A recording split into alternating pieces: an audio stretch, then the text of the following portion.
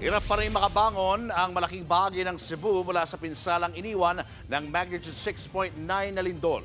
At live mula sa Bogo City, Cebu, nasa frontline ng balitang yan si News 5 Visayas correspondent John Aroa. John, ano na ang update sa search and retrieval operations?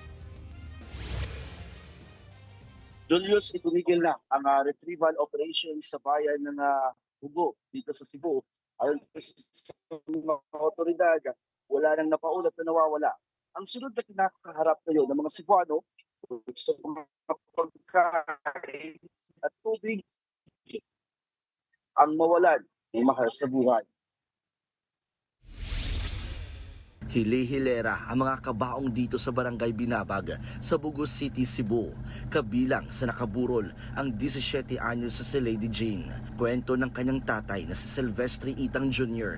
ang kanilang anak pa ang gumising sa kanila. Pinalilikas daw sila ni Lady Jean kasama ang sanggol nitong kapatid, pero ang masaklap, nabagsakan ng tipak ng bato ang dalagita. Tulog kasi kami ng sir. Tapos ginising kami. Takipan mo yung mga anak ko na ang bibi. Tapos yan tamaan ng bato. Sumigaw lang siya. Sabi niya, ma, pa, tapa niya bibi.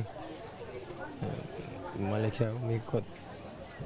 Papunta sa amin. Siya naman tatamaan ng bato. Anak kong nagising. Sabi niya, pa, ma, si bibi, dapaan niyo. Sabi niya. Tapos nakita ko na yung anak ko. Nakahiga na, natamaan sa yung bato. Sabi ko, Bi. Hindi agad na rescue noon si Lady Jean, lalo't nakatira sa paanan ng bundok ang pamilya Itang. Bagamat nagdadalamhati, hindi raw maiwasang magpasalamat ng mag-asawa sa anak. Si Nanay Giselle Malino naman, hindi iniinda ang benda sa ulo at mga sugat sa muka at kamay habang nakabantay sa burol ng kanyang dalawang anak. Kwento niya, sinubukan niyang iligtas ang 5 years old na si Zachary at 10 years old na si John Steve. Gumuho kasi ang kanilang bahay dahil sa lindol, pero huli na ang lahat. Huwag ikabutangan sa kasakit, sir. Lisod kay dawaton. Kasi sila panduha.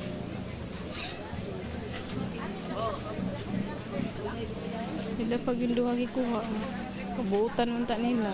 Mas dawat nga, wala na yung mutog na kong mama. Ang kanilang padre di pamilya, hindi raw matanggap ang nangyari, lalo't wala siya sa bahay na mangyari ang sakuna. Sige, lunaw na sila. Sige kayo.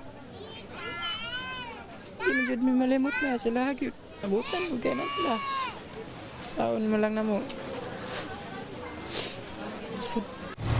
11 ang nakaburol sa barangay, 4 dyan isang buong pamilya na nadaganan ng malaking bato. Magkayakap daw nakuha ang 10 na mag-asawa at kanilang 2 anak. Julius, nagsimula na ngang namahagi ng punasyon dito sa Bogo City. Umaasa ang mga apektadong residente na mabibigyan ng ayuda, pati na rin ang mga apektadong residente na sa mga karating na bayan na lubarin na pagsala ng lindol tulad ng bayan ng Sogod. Bukod dyan, hihingi rin ng tulong ang mga apektadong residente ng lindol dito sa Barangay Binabag. May mga residente rin daw na kinailangan ng counseling dahil sa trauma na naranasan. Julius. Maraming salamat, John Aroa. Mga kapatid, Julius Babaw po. Para sa komprehensibo at makabuluhang balitaan at talakayan, mag-follow at mag-subscribe na sa social media pages ng News 5.